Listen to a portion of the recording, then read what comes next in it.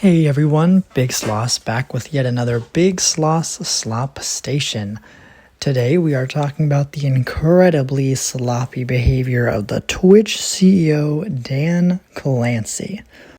As always, don't forget to like and subscribe or leave a comment if you have anything you would like to add to the situation.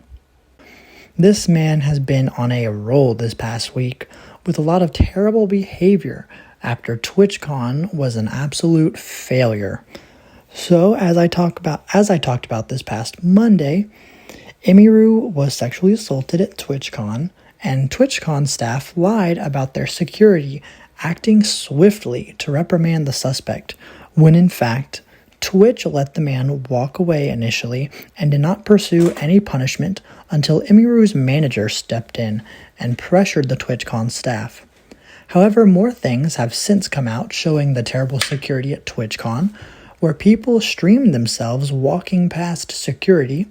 The nuisance streamer Neon was able to impersonate a different streamer, and by impersonate, I mean all he did was say that he was that other person. And he was able to convince TWITCHCON staff by just saying that he was that guy to go to a meet and greet and take over this Twitch streamer's meet and greet. Twitch has also thrown out countless amounts of gifts for VTubers because of a proposed safety concern. When I am theorizing is Twitch staff has possibly stolen gifts meant for VTubers. The VTubers are apologizing for Twitch's failure of handling their gifts.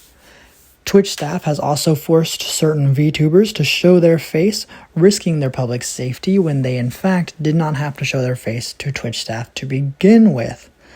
Now, another thing about the TWITCHCON staff throwing out countless gifts is they throw out these gifts because of, assumed personal safety risk or presumed explosive devices.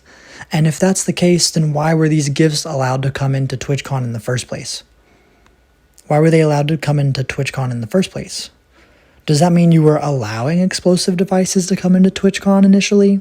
Come on now, that's pretty bad. Twitch staff has also prevented streamers from going to their own meet and greets, forcing these streamers to go through different hoops so that they can go to their own meet and greets, basically being late to their own meet and greets. Twitch staff has also canceled other VTubers' meet and greets early, and then when people asked what happened, the Twitch staff would throw the streamers under the bus to avoid taking any form of accountability. I feel like I'm misspeaking a lot right now. And the one man in the center of it all, Dan Clancy, the current CEO of Twitch, and I bet he probably won't be the CEO for much longer. He made comments previously blaming Emiru for her sexual harassment. The safety of our creators is a top priority. I do think that when you're live streaming, in many ways, since you control your community and you can ban people, you can make it so that those people that you don't want engaging with you and participating with you aren't there, okay? According to Dan Clancy, if you ban someone on an online platform, then they'll just never attack you in real life. It's just that easy, guys.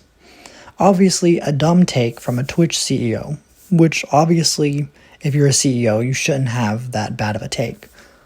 But he's also getting into some hot water for his creepy behavior around his young female streamers.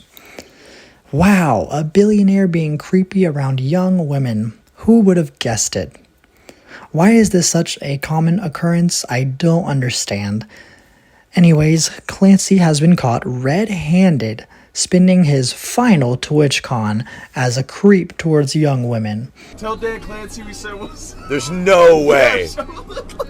Wait, Dan Clancy, do you know who I am? Wait, let me ask. That's literally him. I do believe this is going to be the last physical TWITCHCON because of the negative PR for Twitch and Amazon. This has just been a PR nightmare for those companies. But with that out of the way, Dan Clancy was caught by streamers hanging out with some young girls and was even showing his phone in a different stream. I think he was showing his Instagram, but it might have been a different social media platform. and his entire feed was just a bunch of young women content creators. Color me shocked. Dan Clancy has had a pretty gross history as the Twitch CEO. His main issue that we will talk about is his absolutely lackluster enforcement of Twitch terms of service. If someone says something that he doesn't like, he will ban them for 30 days or even a permanent ban. But if one of his best buddies or one of his top revenue streamers, if they say something anti-Semitic, if they promote some sort of political propaganda, if they happen to abuse their animals on stream, if they advocate for the murder of other people or other streamers, Dan Clancy will just completely ignore this behavior because of favoritism. And right now, favoritism is running rampant with him in charge. This can obviously really easily land him in legal trouble, and Twitch, obviously, because certain protected streamers are allowed to break the law and break the terms of service on his platform. He is opening Twitch up for plenty of lawsuits to happen. Now, I don't know what the legal term would be, but this is just a case of favoritism that has got to stop at Twitch. Dan Clancy also has a few nicknames. If you watch Pegasus, he calls Dan Clancy the Gooning Lord.